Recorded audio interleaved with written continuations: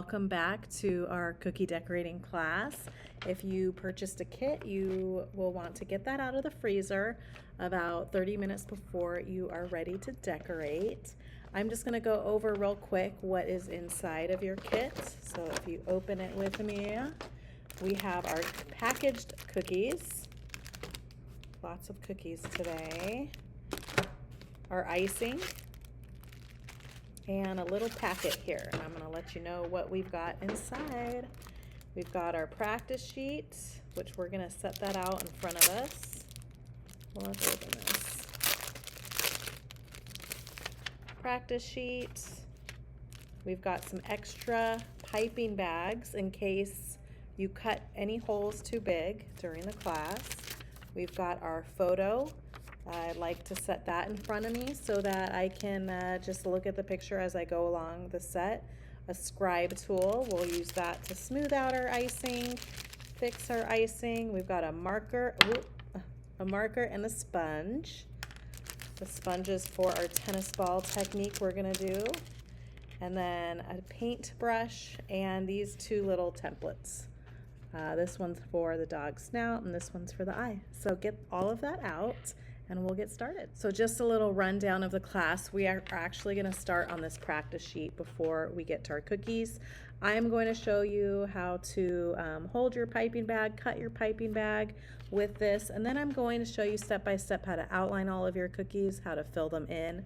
So if you want your cookies to look like this photo here, I highly recommend you watch all of the steps as we're going along. It's great to do this at home because you can pause, you can rewind if you need to see something again.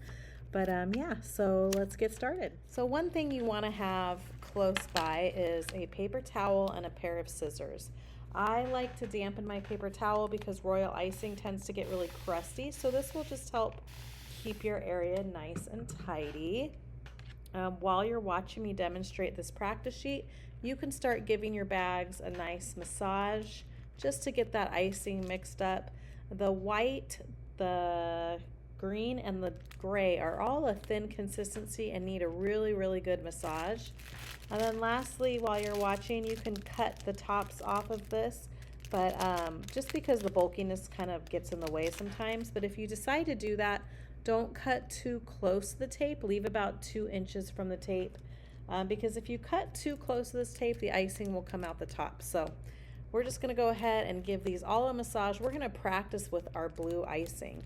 All right, so here we go. So one thing about when you're cutting your bag, this is probably the most important part of class, because if you cut your hole too big, the icing's going to flow out too fast. If you cut your hole too small, it's going to come out curly. So when you're cutting your bag, I always tell people to cut smaller than you think you need, because you can always cut more, but you can't take it back. If you do end up cutting your hole too big, there are 3 extra bags here. All you would do is just cut a big hole out of this, squeeze it in the new bag, and just tie this bag in a knot, okay? So that is if you cut your hole too big. So here we go. When I cut my bag, I like to have the seam of the bag facing up. So if you look at your blue bag, there's a seam. I always hold that facing up toward the ceiling only when I'm cutting my first little hole. Other than that, it doesn't matter where the seam is at. So my seam is facing up. I flatten my tip with my finger, and then I'm going to cut a teeny tiny hole straight across. So tiny that I'm questioning if I even cut my hole at all. So I cut my hole, and every time I do that, I squeeze the air out just to get the air out. The way to hold the bag is you're just going to pinch that tape with your thumb and your pointer finger and then roll the pod so it's nice and tight. Even though that tape is there, it won't prevent the icing from coming out the top. So you always want to make sure you're keeping that closed. And then I squeeze with these 3 fingers and the palm of my hand. I like to hold my wrist steady, and I start by touching my tip on the paper, squeezing gently. As soon as the icing hits the paper, I'm going to lift my tip about 1 inch high and just let the icing fall on the line. But because I'm lifting up high, I want to release the pressure a little early and then I lay the line down. One thing with this is we want to have our blue icing as thick as this black line. If it's any thinner than this line, what's going to happen is the icing will start to curl on you. If it's thicker, it's going to come out too fast, and later you won't be able to do nice small writing. So again, my tip is touching, I squeeze, I lift, I'm not dragging my tip, squeezing just hard enough for that icing to come out, and then release the pressure, lay the line down. I want to show you real quick how high that I hold my tip. So let's see if I can show you. So I start by touching my tip on the paper, I squeeze, and then I lift, letting the icing fall. And then release the pressure early, lay the rest down. So go ahead and work on that, and then I will show you the rest of this practice sheet as soon as you're done. Now that you're done with the lines, I'm gonna show you the rest of this. So just like before with these swirls and these waves, I always start by touching my tip on the paper, squeeze, lift, but this time I'm going to go a little bit slower, and I'm looking ahead of where I want that icing to fall, okay? Just taking my time, release the pressure when I'm about ready to be done, and then I lay the line down. One thing I forgot to mention is you want to keep your tip clean, so I'm often just giving it a little bit of a swipe here. Same thing with the swirl, tip is touching, lift up, looking at where I want that icing to fall, squeezing hard enough for that line to not break, but not too hard because I still want to have control of this icing. Release the pressure, line down. Now we do have circles tonight, guys, because we have our tennis ball, so I want to make sure you practice those. The only difference here is I'm just going to go even slower. That is the only difference. Same thing, looking ahead of where I want that icing to fall. Taking my time, being patient. And when I'm ready to stop, I release the pressure, lay that down. And then what I'm showing you here on this heart is every point or edge or corner of your cookie, you want to put your tip down. So I'll show you what I mean. I have a starting point, I touch, I lift up, and then when I get to this point here, my tip is going to go back down. And this is how I regain control of the icing and how I get nice sharp edges. Then I start where I left off, and I lift up again and tip down. Now this is some writing that I want you guys to practice. The two things that I want you to try is, the first thing is I want you to try lifting your tip a little bit while you're outlining these names, maybe the first one, and then the next one I want you to almost touch your tip the whole time to the paper to see what's most comfortable for you. So I touch my tip, I lift, tip down, lift, tip down, tip down, tip down, and lift again. So I want you to just practice these letters, and maybe on some of them I'm going to hold my tip close. Right here I'm almost dragging my tip on the paper. What is most comfortable for you when you're writing on a cookie? This is, I'm dragging. So Moose is the name of my dog, and Winston is the name of the dog we're doing today, and I just made that name up. I thought he looked like a Winston. So here again, tip is touching, I lift, touch. So practice some names, practice the rest of your sheet, and then we'll get started on our cookies. So this font was easier to lift like that. So now that you're done with your practice sheet, we're going to go ahead and start our cookies.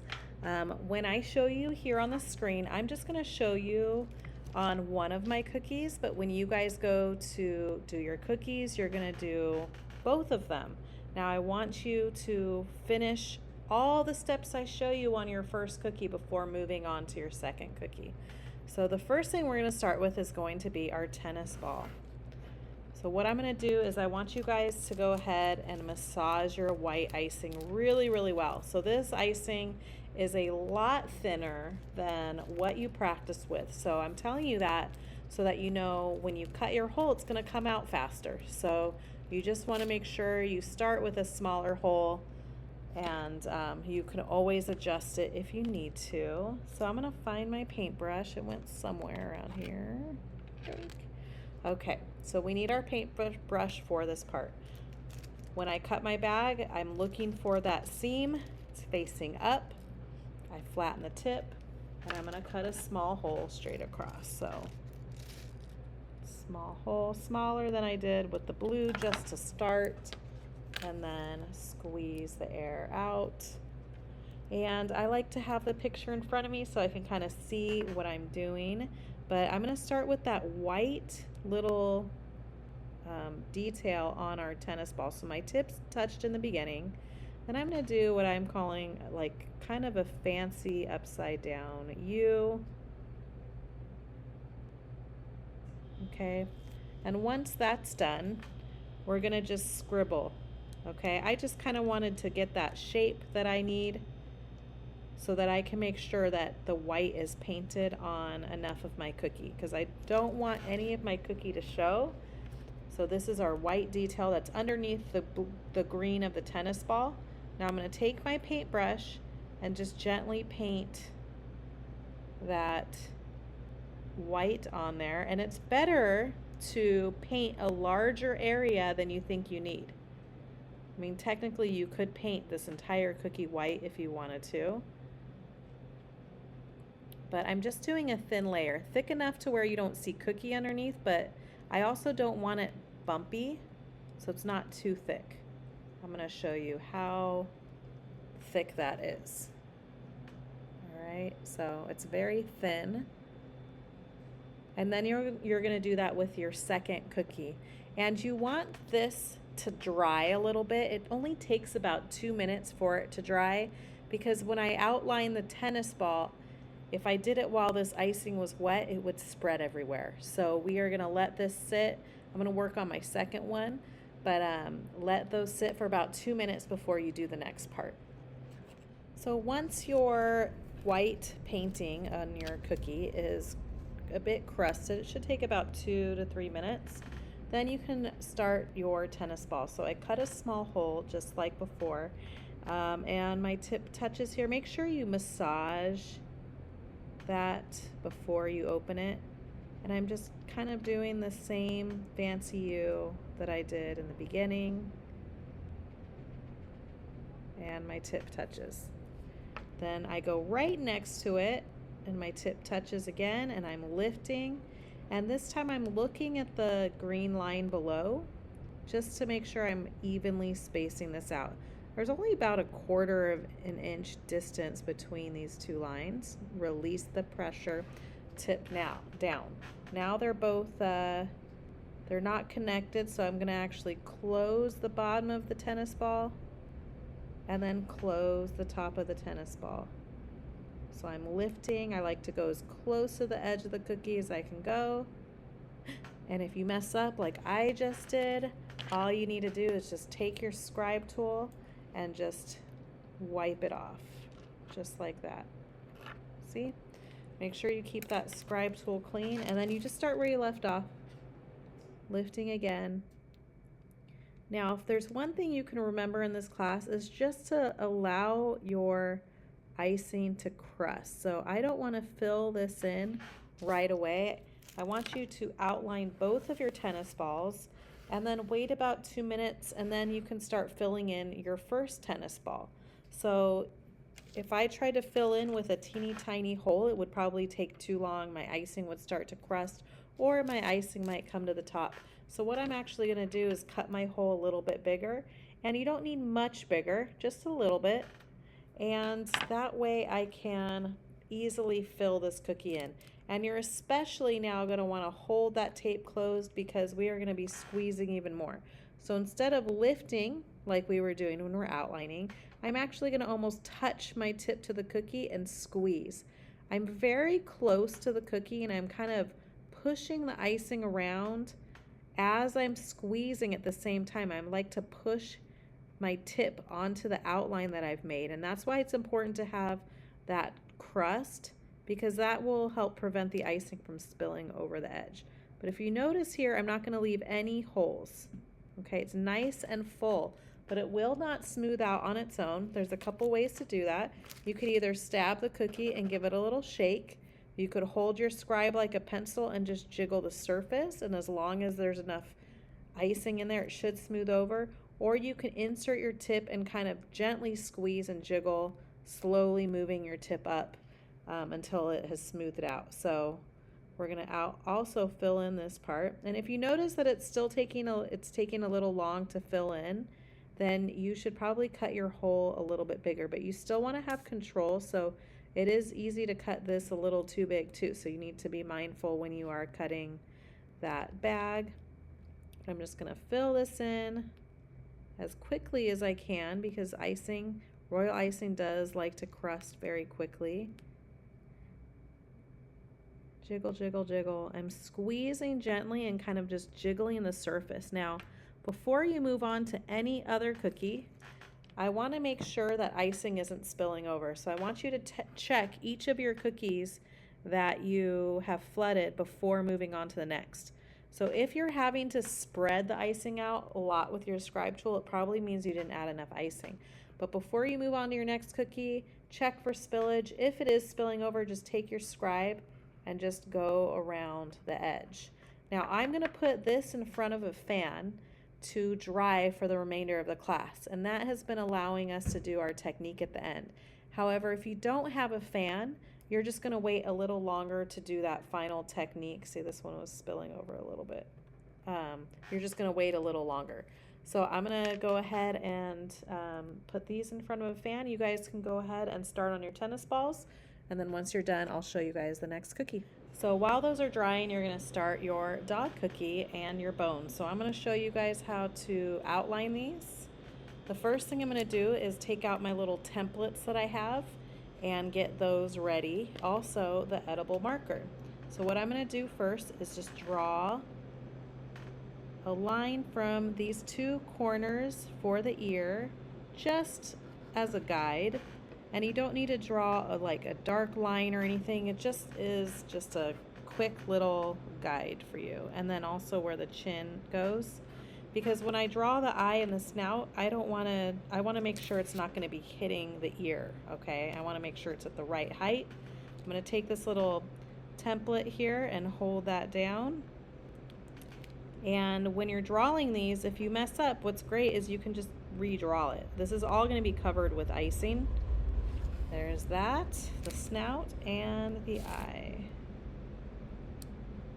So I just want to make sure that the eye is not too close to either the ear or the snout. I want to leave space in between.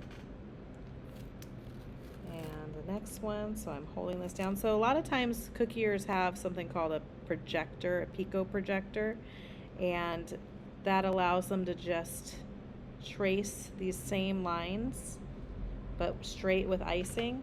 This is so we don't have to get a pico projector, and we can just print this out on some cardstock and do that. So once those are drawn, you're going to outline with white, and I'll start by outlining the whole head. So my tip touches right here. I lift up and all the way around. When I get into this little corner here, I'm gonna actually go in the cookie a little bit, just because sometimes when you stop abruptly, it's just harder to get a nice rounded curve. So I actually go in the cookie a little bit. I go all the way around, and then I'll outline the eyes by lifting. And this way my eyes are not wonky. I can have them both the same size. And lastly is the snout. And then once this is outlined, once both of your dogs are outlined, you're actually going to outline all 4 of your bones, okay? Because that'll allow the face to crust long enough. So I'm going to show you how to do that, and then you guys can go back to where you're at. So my tip touches right here, I lift up, and instead of stopping, I'm going in the cookie, straight across, tip down, lift up,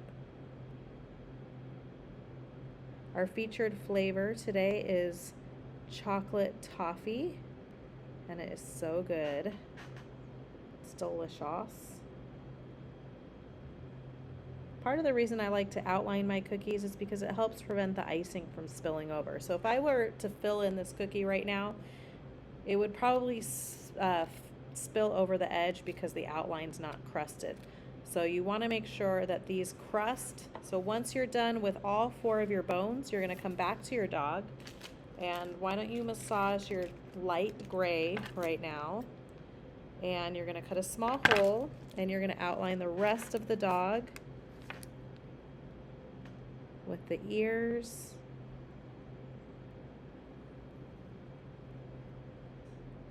One more minute and then you guys can go and outline all of these.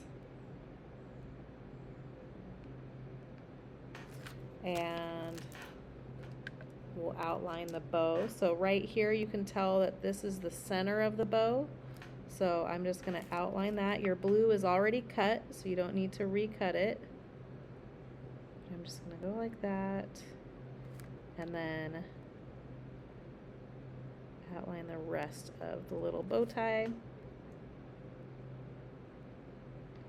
And then once that's crusted, you can fill in, well, by then your white will have been crusted.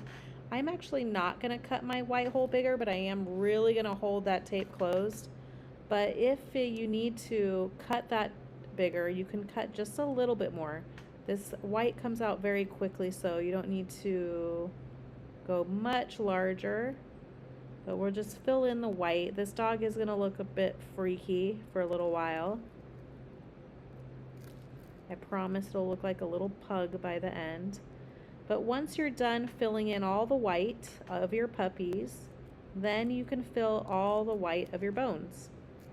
And then you'll meet me back here as soon as you're done. So when you're done with those tennis balls, you're going to draw out your dog's face. You're going to outline your dog's face in white, outline all your bows, all your bones. Then you can go back to your dog, outline the rest of the dog, fill in all the white, all the dog face first, and then all of the bones. All right, so go ahead and pause this if you need to see the picture on the screen, but go ahead and go back to where you were at. As you guys are flooding your cookies, don't forget to make sure that your outlines have crusted enough, but also make sure you're checking for spillage.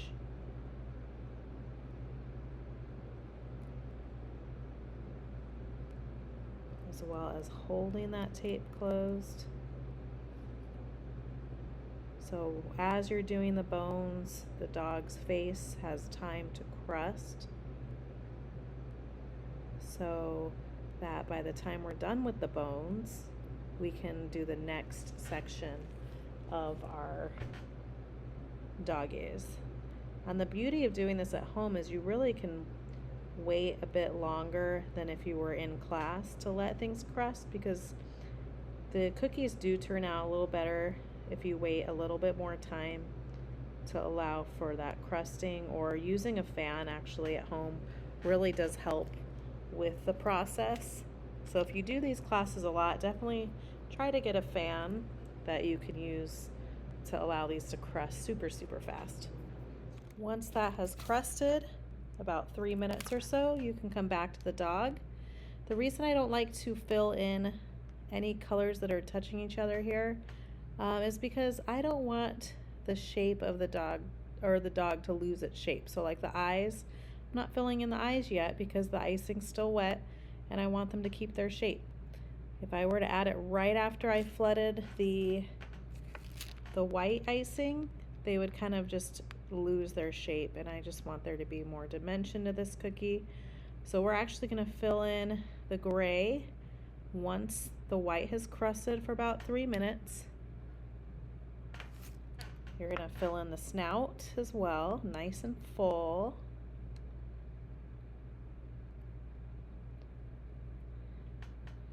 And then the center of the bow. I'm not gonna let this, I want this center of the bow to crust because I really want there to be that dimension. If I filled in the sides right away, it would just look like one big blue blob. So allowing the center to crust will create that dimension that we want. Also, I'm not gonna fill in the eyes just yet. I want that to be last because I find when you add black, it kind of tends to bleed into the color next to it. So I want it to dry as long as possible. So once that is done, you can practice writing some names on a paper towel before you go on to your dog bone. But that will be the next thing, is going to be writing names on your dog bones. So just remember, it is still going to be really wet, so you want to be gentle, but you can use different colors. You can use black, you can use the green. We have those extra bags if you need to rebag anything. But what I like to do is I'm going to write Luna just because it's nice and short, but my tip touches, I lift, touch, and lift and touch again. I had a couple Lunas in my first cookie class. Couple Luna doggies. But practice on a paper towel before you commit to your cookie. And one of the things I like to do is add a little dog paw like accent on here, especially if you like didn't center this enough. It's cute to add a little dog paw. So what I do is I hold my tip close and I'm just gonna squeeze and kind of make like an upside down heart, and then touch my tip onto the white and squeeze little dots. But that's something you can do. Let's do some more here. And like I said, you can also use different colors if you want. The blue is the best, and the black because they're a little bit thicker. All right, so once you're done with practicing, then you're gonna go straight on to your dog bones. Now that you're done writing all your names, your gray has crusted, I'm gonna show you how to finish your dog. And then lastly is going to be our ball. So I'm gonna cut my black hole a little bit bigger, and just a little bit bigger because it just had some air in it, because we need a small hole for the mouth. So this is a little bit of a thicker icing, kind of like our blue, but you really want to puff up the eye. We're going to do something called a wet on wet technique. So while that eye is wet, I'm going to drop in some white dots. So I make sure my tip is clean, I touch my tip to the black, and then I squeeze, squeeze, squeeze, making a dot the size that I want, release the pressure, and then lift.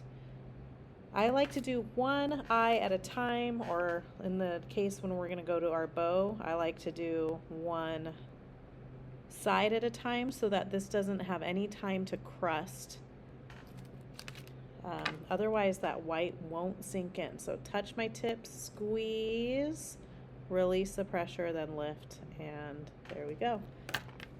Then I'm going to add my little nose. So to do that, I'm just touching my tip on there and then making a little nose shape.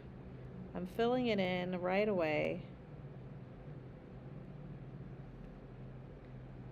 kind of jiggling as I fill it in, and then it gets a little smiley face. So I like to start here, I touch, and now I'm lifting and going up the center, touch,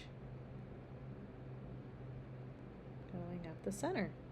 And then the very last thing to finish the doggy is the bow tie detail. So I'm going to do one side at a time, the wet on wet technique, just like we did before, filling that in, and then adding the dots right away. So tip touches, squeeze, squeeze, squeeze, touching. If I don't touch my tip to the blue, I'm not going to get a nice round dot. And if I don't release the pressure before I lift, what's going to happen is the dot's going to be kind of more, not as round, I guess you could say. So, and then the other side, tip is touching, all the way down the bow. And you can do whatever design you want. I like to do little polka dots. And there's our little doggy. Our very last step is going to be our tennis ball detail. So what I'm going to do is, you want to make sure this is not completely dry, but you have to handle it very gently. If you didn't use a fan, you want to wait a few hours, but a fan, in that 2 hours, it should be ready to go.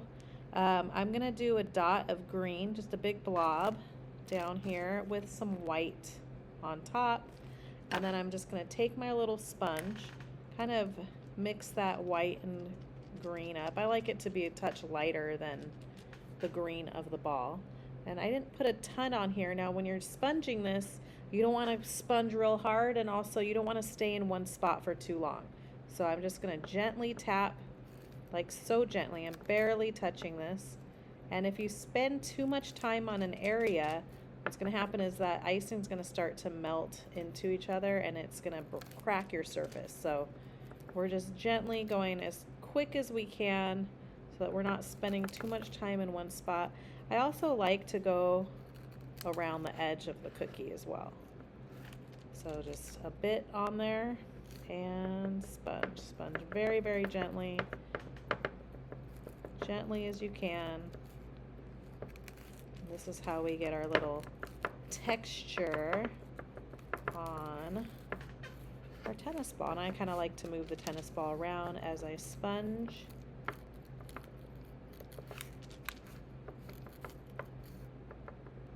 And that is it. I love this technique, using it on like a teddy bear, or an Easter bunny would be cute. And there we go. So these are all of our cookies. Not all of them, but you guys have a lot more than I did. But our tennis ball, our puppy, and our bone. All right.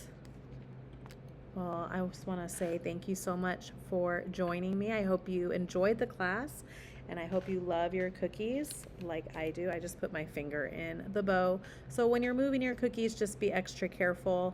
You want to leave them out to air dry overnight. I would say they take about 18 hours to completely dry, especially in this colder weather. But yeah, so about 18 hours, and then you can put them in a Ziploc. I actually prefer to freeze my cookies once they're in that Ziploc, and let them defrost in the bag, just because I feel like they stay softer that way. But if you decide to just leave them on your counter in a Ziploc, they last about 2 weeks.